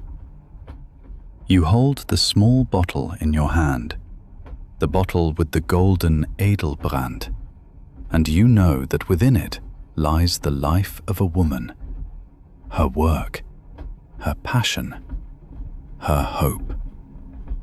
The train's wheels carry you through the valleys, and the larches drop their needles, and the world grows quieter, older, wiser. And now, close your eyes. Forget the rush. Forget the world out there. Imagine opening the small bottle, not to drink, but to breathe. And in that scent, in that sweet, golden scent, you find all the stories. The harvest in autumn, the nights in the cellar, Katerina's hands working, the patience, the years, the love. Sleep comes slowly, like the golden distillate, like the essence itself, cooling gradually as the day ends. You fall asleep to the sound of the rails, to the scent of the mountains, to the feeling that some things are eternal, and some things remain precious, even when the world forgets them. Come, sit down. Let me tell you about a man who spent his life waiting for storks. It's spring in the Burgenland. The air smells of freshly plowed earth, and Josef sits on his veranda as he does every year at this time. Josef is 78 now, and his eyes are still sharp as an eagle when it comes to watching. For 50 years, he's kept a notebook documenting when the white storks return, where they build their nests, how many young birds they raise. The notebooks stand in rows on a shelf in his living room, one for each year, each filled with his meticulous entries. The oldest volumes are faded, the ink bleached to a delicate brown, but the words are still legible, still precise as the day they were written. The day he waits for approaches. It's April, and the first warm days after winter lure the birds out of their African wintering grounds and back home. Josef sips his morning coffee slowly, savoring the quiet of the still sleeping village. Far out across the flat landscape of the Burgenland, across the plains that stretch to the horizon, he hears the church bells from the village. They ring melodiously and soothingly, like a welcome greeting for those returning. At 8 in the morning he sets out. He knows his route by heart, from Vienna to Eisenstadt, but not on the main road. He takes the small lanes, past the farmhouses where the fruit trees are in full bloom. Apple trees, pear trees, cherry trees. Their white and pink blossoms gleam in the morning sun like little lanterns. The air is filled with their sweet scent. Everywhere in the gardens, life sprouts again. Birds sing, not yet many, but enough to give the morning a vitality winter couldn't provide. His first nest that day is on the roof of an old barn near Volker-Prodersdorf. With his little binoculars and his notebook, he waits on the field path. Grasshoppers chirp already, though the morning is still cool, and a fresh wind sweeps across the fields. Josef sits on a stone and watches long and patiently. Nothing. The barn is still empty, but that's normal. Some storks need another 2 or 3 weeks. Others arrive faster. He makes a careful note. Nest 1, empty. April 7th, 8:15. Weather overcast. Temperature about 8 degrees. On he goes. At the next station, On a church spire near Schützen am Gebirge, he finds his first stork pair of the year. His heart leaps, as it does every year, though he's witnessed this 100 times. There they are, finally. The male and female, they clatter their beaks, a kind of greeting ritual, a mutual welcome home that Joseph never tires of seeing in all his years. It's like a dance, like a promise renewed, like the universe proving its order. He notes carefully, his hands almost trembling, in his book. Church spire Schützen, pair arrived, approximately 8:50. Nest being built. Both birds in good condition. That's the most important entry of the whole year, thinks Joseph. The binoculars have grown warm in his hands, and Joseph feels clearly how his tension dissolves, like ice in spring. The first pair is here. The season has officially begun. The long wait has paid off. He sits on a bench beside the church and watches the two birds at their intense work. They fly back and forth, again and again, in a rhythmic pattern, bringing small branches, dry grass, small plant parts, everything they need for nest building. The movements are precise, practiced, like an ancient choreography perfected over 1,000 years since humans first saw storks. Joseph knows exactly that this moment is happening all over the Burgenland simultaneously, hundreds of times, thousands of times. Storks everywhere coming home from Africa, returning home, knowing where home is.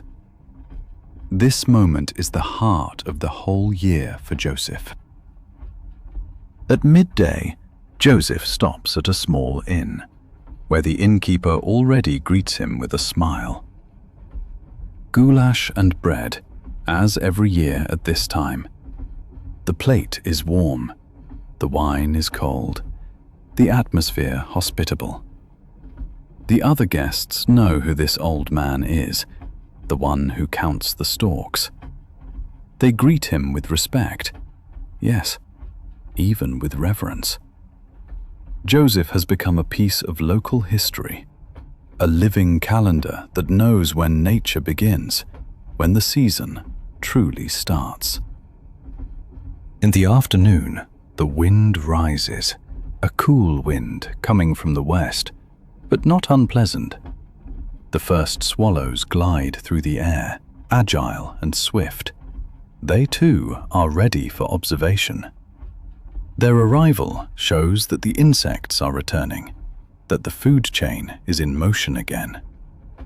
Joseph finds himself now near Eisenstadt, and his notebook is already filled with 10 entries. 3 more nests with storks occupied, 7 still empty, but they'll follow, he's absolutely certain. On the roof of an old weathered factory, he finds a nest he already documented last year, nest number 37 on his route. The pair from back then is back. He recognizes them clearly by a slight deformity on the female's right wing. These storks are faithful. They always return to the same place, the same nest. She recognizes him too, thinks Joseph. Perhaps not really. But there's a moment of stillness when the bird sees him, as though she were nodding, as though she remembered the old man who comes every year. Joseph feels connected to this bird, as though they share a secret. He notes carefully, with great attention.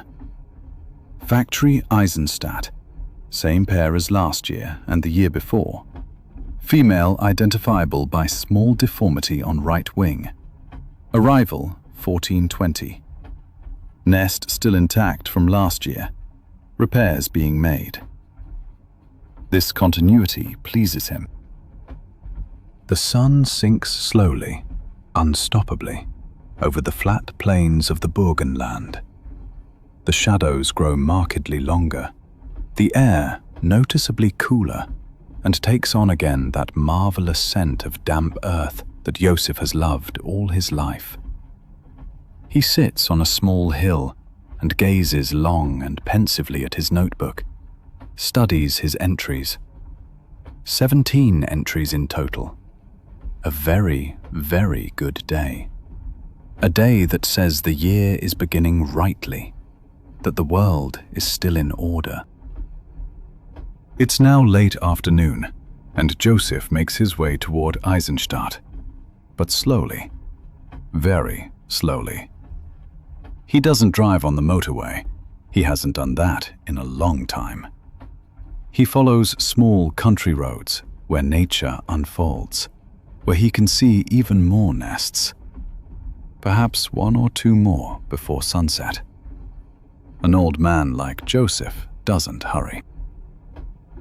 As the sun hangs low, golden and large as a giant eye on the horizon, he finds 2 more nests, both still empty. But the way is prepared. The return is coming. These nests will be populated in the next few days, perhaps in the next week. Joseph notes everything thoroughly. His hand trembles a bit with fatigue, but the notes are still precise, still clear. That's what matters. The data must be correct. A little way from Eisenstadt, at an old tree, Joseph stops and drinks water from a bottle. He sits on a fieldstone and gazes north. The plains are endless, or so it seems. The light grows ever more orange, ever warmer. The church bells, which he's heard on and off for hours, sound different now. Softer, as though singing a farewell song. The first night of stork season has arrived. On the drive home, he really goes slowly now, tired, but filled with a deep peace. He watches the last rays of sun falling through the white and pink fruit blossoms, still gleaming like little lamps.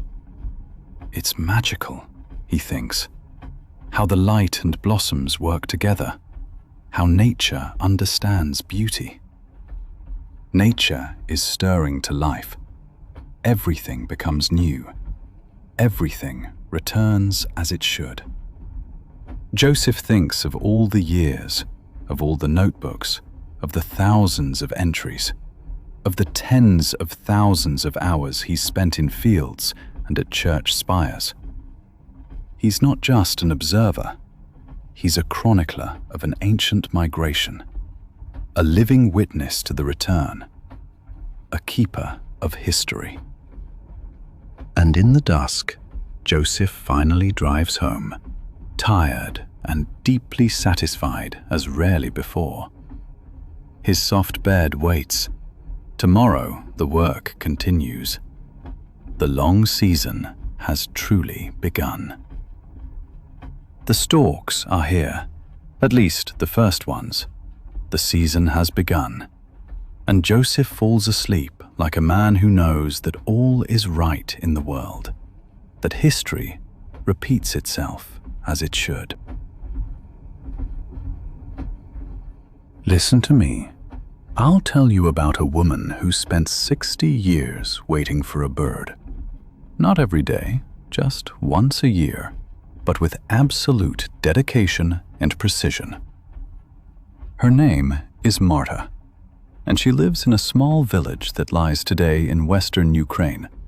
Back then, it was Galicia, still an Austrian province. Marta is 81 now, and her memory for the cuckoo's call is as precise as a clock. More precise, even.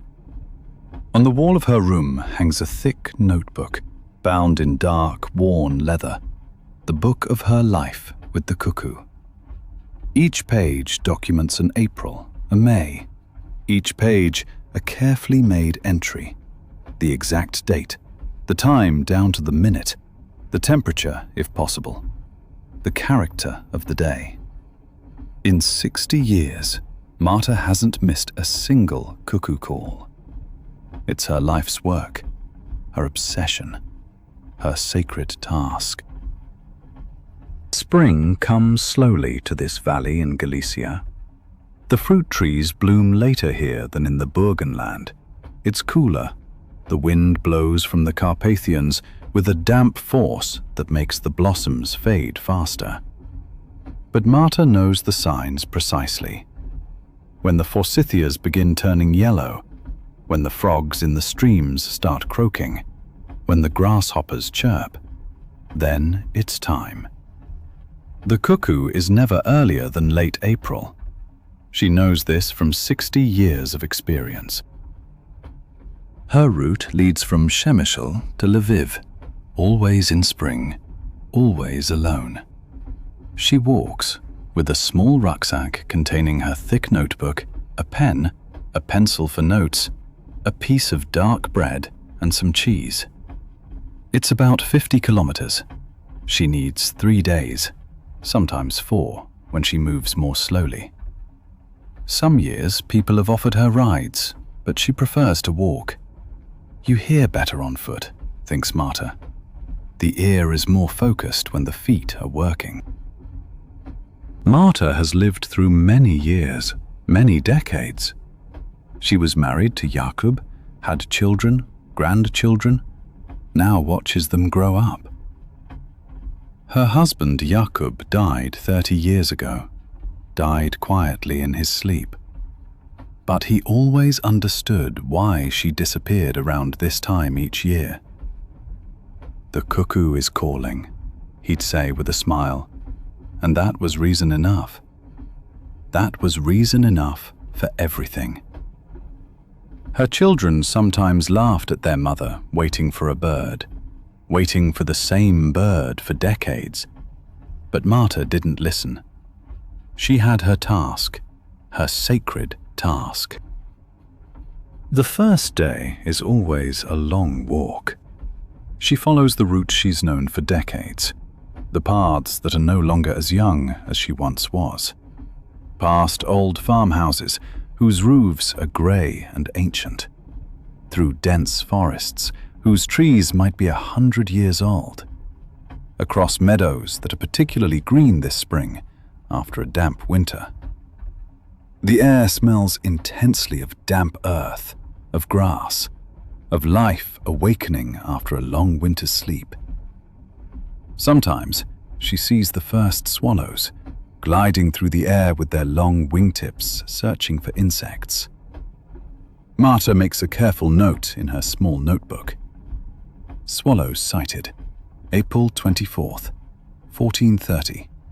Direction northeast, changeable weather. At night, she sleeps in a small inn she's known for 30 years, an old house with thick walls. The innkeeper, now old like Marta, treats her with great respect. You might almost say reverence. The Cuckoo Listener, they call Marta in this area, and she's famous for her task. Some people come especially to her to ask if she's heard the call, because Marta is the living barometer of spring in the town, nature's reliable calendar. On the second day, she walks deliberately slower, more carefully, more present.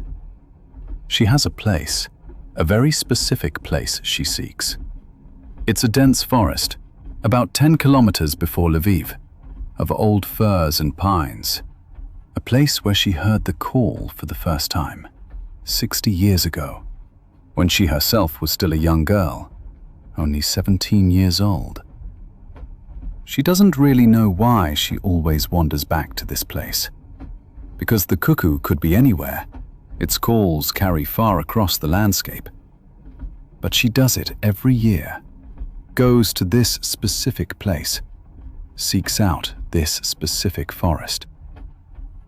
The grasshoppers chirp loudly in the midday heat, and it's noticeably warmer now, the sun higher in the sky. Marta sits on an old tree stump, grey and moss-covered, and waits. She waits patiently, for she has patience. Her eyes aren't as good as they once were, the colors more faded, but her ears are still sharp, very sharp. She listens intensely. The forest is full of sounds, a concert of birdsong, the wind rustling through leaves, a stream babbling in the distance, insects humming. And then, around 4 in the afternoon, just as it almost always happens, she hears it. Cuckoo! Just that one word, those 2 syllables. Twice, a male marking his territory, saying, "This is my land." Marta's heart leaps, as it does every year, though she's experienced this 60 times. She opens her notebook with trembling hands and writes carefully with her old pencil. 25th of April, 1603. Forest edge south of Sambor. Call distinctly male. Weather overcast but warm. Temperature about 12 degrees. Light southerly wind.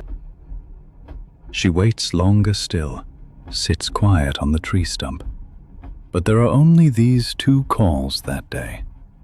That's normal. The cuckoo will call much more in the coming weeks, perhaps hundreds of times. But the first call, this very first call, that's always this one magical moment. She sits on the tree stump and weeps a bit, as she does every year. It's not sorrow, it's relief, almost bliss. The cuckoo is here. The year has truly begun. The seasons are still in order. Nature is still whole. On the 3rd day, she walks slowly, almost dreamily, toward Lviv. She buys herself a black coffee at a small cafe in the center, and the innkeeper there has also known her for a long time. "Heard the cuckoo again?" asks the innkeeper with a smile. Marta nods slowly. "Certainly." "Yes, yesterday.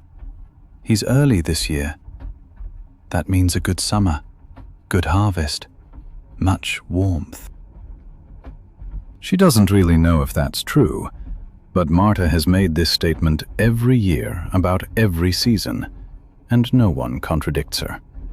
She's the undisputed expert on the cuckoo, the woman who's waited 60 years, and who would dare contradict her wisdom, tell her she's wrong?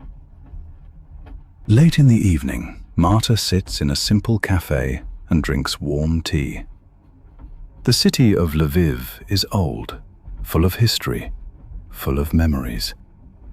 Marta thinks of all the years she's spent here, in this cafe, after the cuckoo's call, celebrating that the year begins.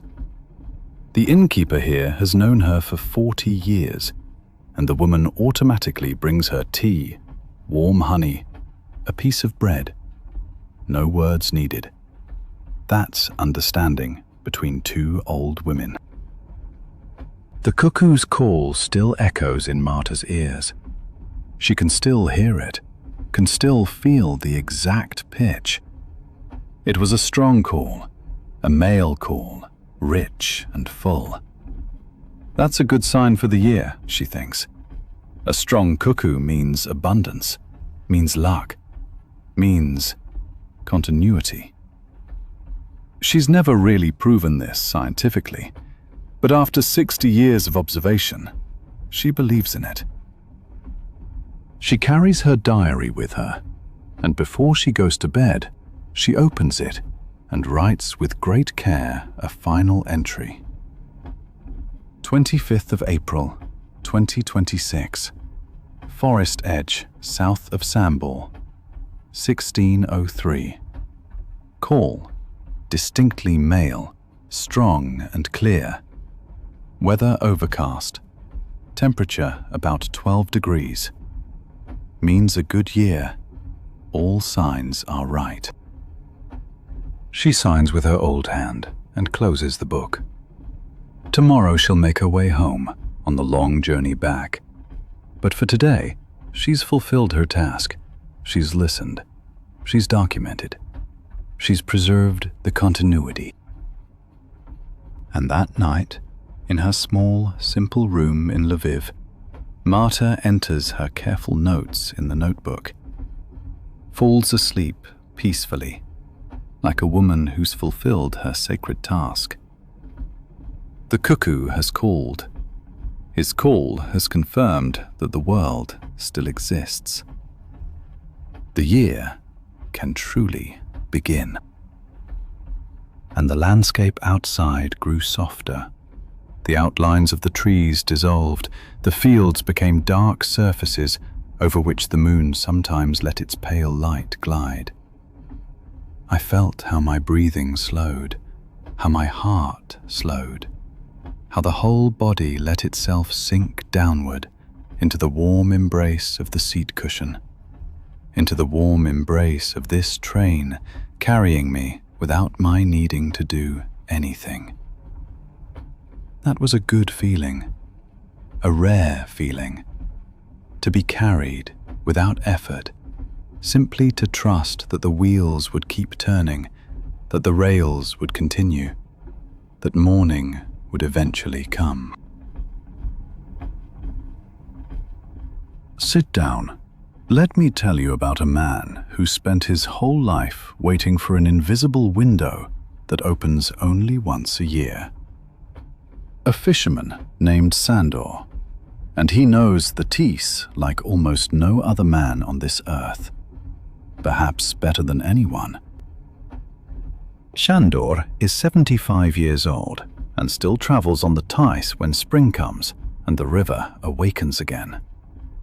The Tis is a river in Hungary, a broad, apparently sluggish river that winds through the flat Hungarian landscape like a green snake, loud and slow at once. Sandor has been here his whole life, in Tokaj and in Szeged, in the mountains and on the flat plains. He knows every centimeter, every bend, every deep hole where the large fish live, every shallow stretch where the trout leap. In April, he waits for something very specific, something most people wouldn't understand, not even other fishermen. He waits for the mayfly swarm, for that mystical event. Not sometime in May, but in that very specific, very particular window of just a few days, when the water temperature is between 12 and 17 degrees, when the nights are still cool, but the days are beginning to grow notably warmer.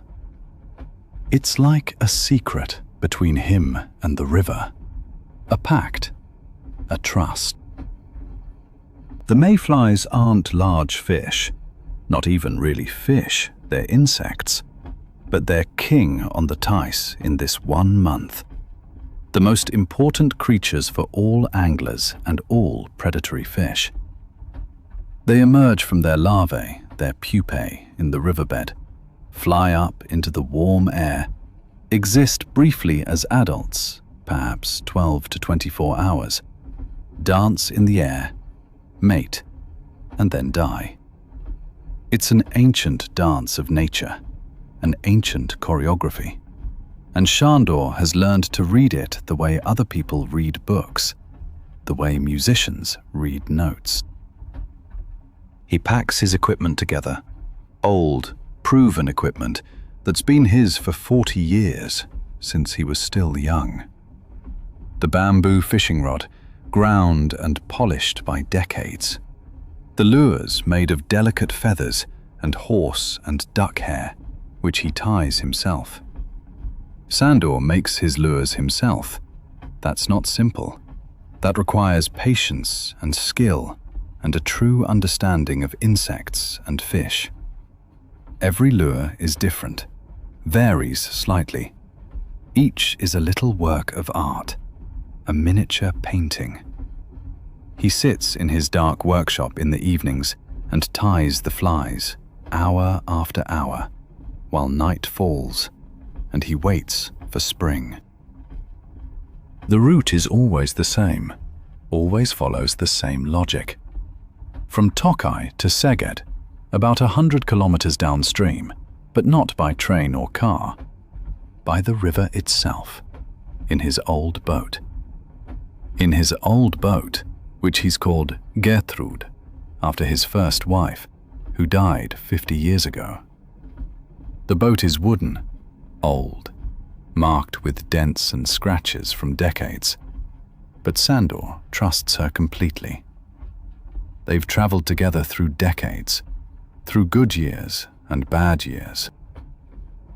The first day of the journey is long and slow.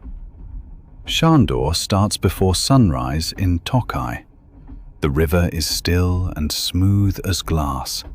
The fruit trees on the banks are just beginning to bloom, their white and pink blossom clouds catching the first light. It smells of damp earth and of spring, of the world coming of age. The first swallows are already there. They dive and glide over the river, catching small insects. Sandor watches them carefully. They're a good sign, a reliable harbinger. When the swallows are here, the mayflies aren't far behind. At midday, he stops at a quiet shore and eats his dark bread and his well-aged salami. He sits in the sun on a stone and watches the river intently. The grasshoppers chirp, although it's not yet properly warm, still a bit cool. The river is alive. It flows with a constant, unshakable force, one Sandor knows like his own blood, like his heartbeat.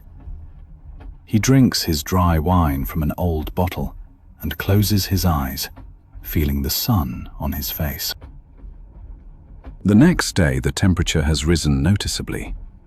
Sandor checks the water with great care. He dips his finger in, feels it precisely. The water is still cold, but no longer shockingly cold, no longer that winter shock. Perhaps 11, perhaps 13 degrees. Another week, he thinks calmly. Perhaps 9 days, perhaps 10. The magical window approaches slowly. He doesn't travel fast. He's not in a hurry at all. What would be the point of traveling fast if the swarm hasn't arrived yet? Instead, he observes the river meticulously, watches the banks, and sees how life awakens. Blossoms everywhere, buds everywhere bursting open. In the willows along the shore, the white and green catkins look like little lamps, like signals. The first warmth of the year shows itself in the longer shadows under the trees.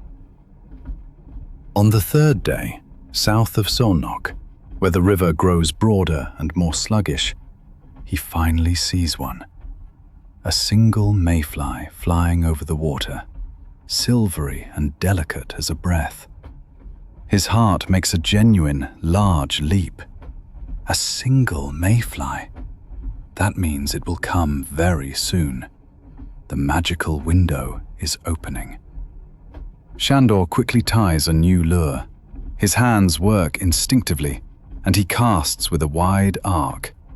But the fly is too fast, too gone, too fleeting. It's a scout, a harbinger, the first glimpse. The rest comes soon after, comes tomorrow, comes the day after. Sandor waits with eager anticipation.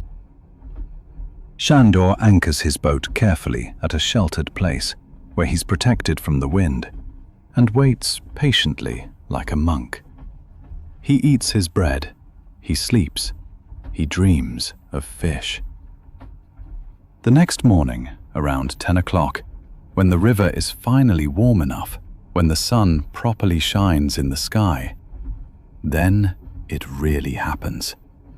They come in masses, hundreds, perhaps thousands, a transparent cloud of delicate flights, a living snowfall of insects.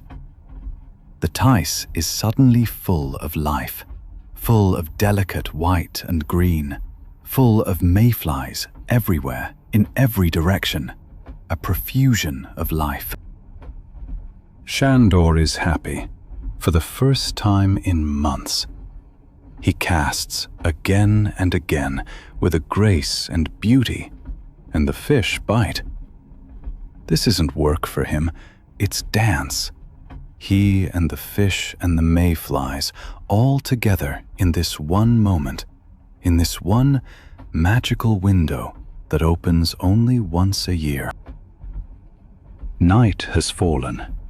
The sun has disappeared below the horizon, and only the last light from the west shines. Shandor sits at the water and looks at the surface. The mayflies still fly.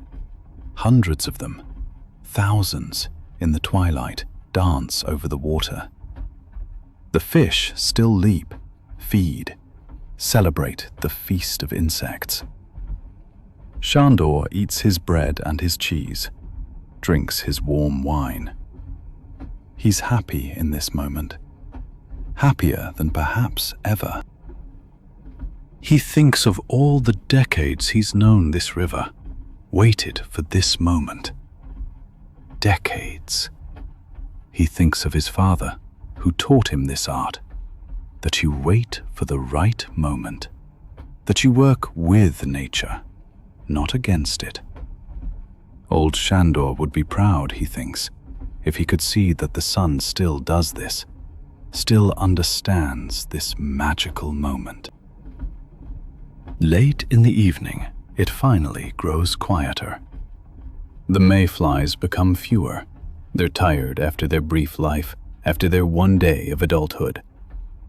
The fish grow sluggish. Shandor sets down his rod and simply looks at the river. He thinks of continuity, of all the life in this river, of all the millennia this river has flowed. And in the evening dusk, tired and deeply satisfied, Shandor settles to rest in his boat, while the last mayflies fade around him, and the Theiss flows gently as always. The magical window has been open. Everything was right. Everything was as it should be, as it must be. And the landscape outside grew softer. The outlines of the trees dissolved.